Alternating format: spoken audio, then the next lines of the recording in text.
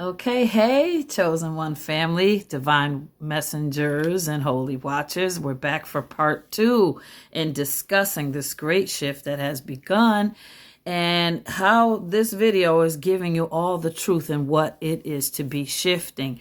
Now, this video, like I said, is broken up in several segments, and my spirit guide Sam, part of my big collective. And y'all know that I am a gifted seer, I am a starseed coach, and I have this series on Y2B that is called the Chosen series, and it's part of my regular YouTube page, which is Lady TC Sings Jazz, LADII Sings Jazz. You can find my in the correct spelling in the description always, and it's always in my bio here on TikTok.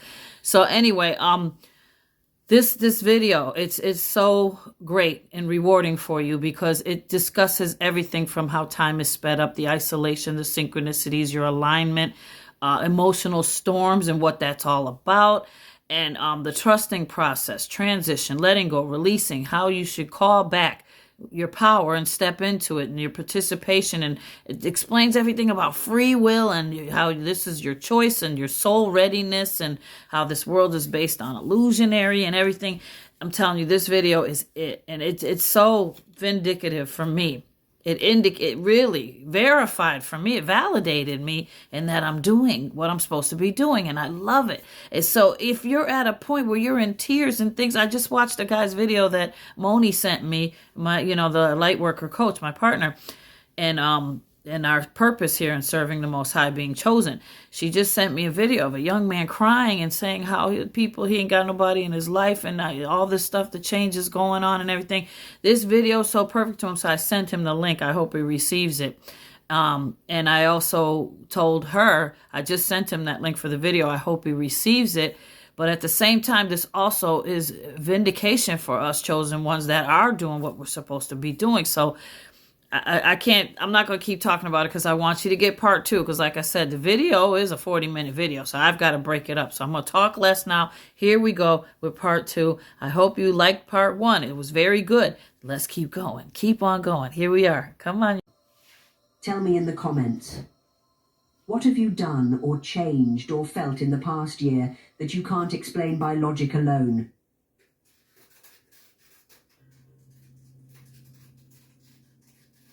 The truth is, this shift was never sudden.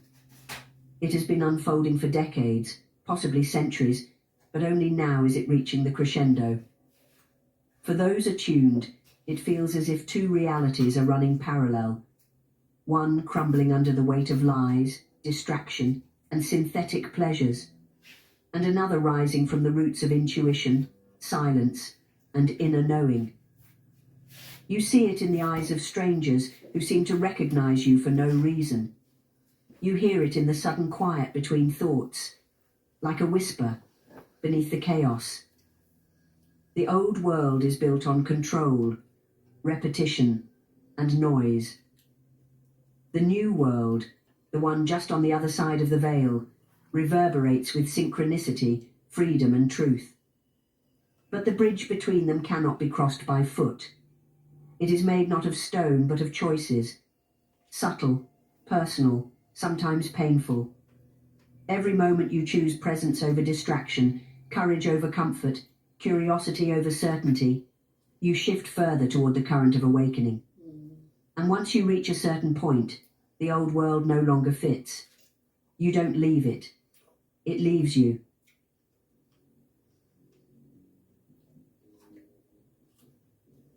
Behind every major change in history, there is a point of divergence, a moment when those who cling to the past are pulled down by it, while others rise into a new octave of experience.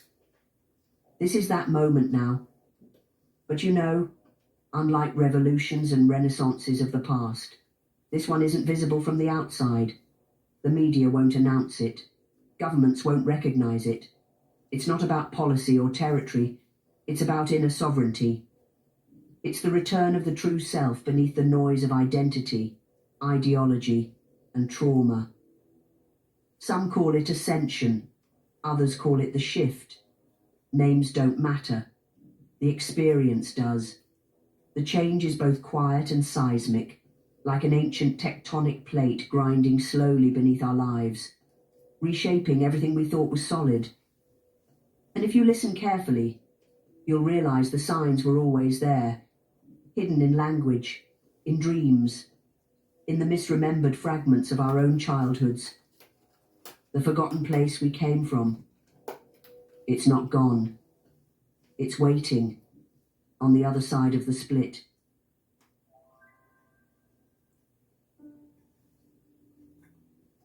The mechanics of this shift aren't bound by space or time as we know them.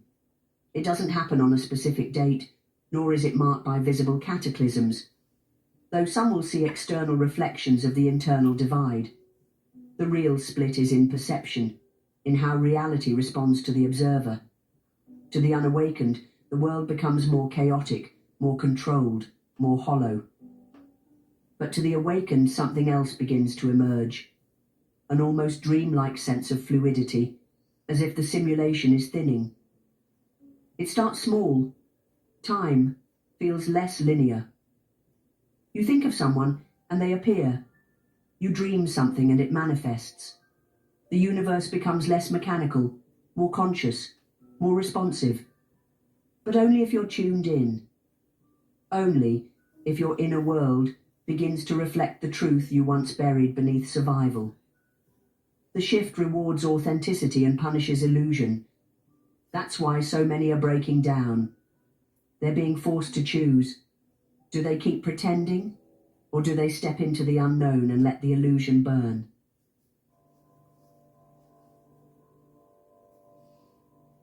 There is a language that has no words. It speaks through patterns, symbols, and synchronicities. The awakened have always spoken it without knowing. Numbers repeating, 1111, 222, 333. Animals appearing at precise moments. Songs that deliver a message you needed to hear at the exact second you needed to hear it. These aren't accidents. They're the breadcrumbs left by your higher self across the fields of this fading world. Follow them. Trust them. They're the key to the crossing. The shift doesn't ask for faith in a system. It asks for faith in the self. That's why so many are afraid. We've been trained to look outward for validation, for leadership, for safety. But the bridge you need is built inward. Through silence. Through pain. Through remembering. If you've been feeling called to retreat, to withdraw from the noise of the world, that's not depression. That's preparation. The stillness is not the absence of life. It is the womb of rebirth. Leave a comment if you've been guided into solitude lately, even when it made no sense. You're not retreating. You're recalibrating.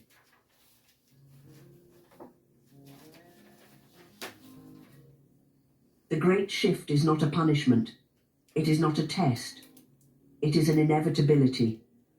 Every age reaches its end. Every system outgrows itself. The old earth, the old self, cannot contain what is now being born. And so the energies diverge, not because one is good and the other is bad, but because they no longer resonate. Oil and water, light and shadow. Awakening is not superiority, it's sensitivity. And with that sensitivity comes responsibility. You must navigate this transition not with fear, but with awareness. Not with isolation, but with discernment.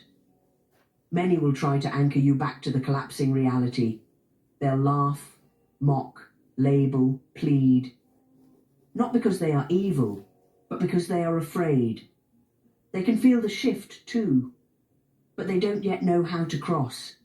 Okay, chosen family, this is the end of part 2, and I hope you're taking away from this the things that it has to offer, like telling you all about the free will choices you have, and that you understand that you're not alone in this. You're part of a collective, and this is not a breakdown on you, but a breakthrough for you to your new reality So there's so much you can gain in this great information that is from this video, and letting go of the old frequency that you're trying to cling to, and that learning that the endurement is not a punishment. The Most High does not want to punish you. The body must awaken to this because you're coming into a point of crossroading. That's what crossing and jumping timelines is. Okay, so I'll see you. Keep watching. Part 3 is going to be fantastic.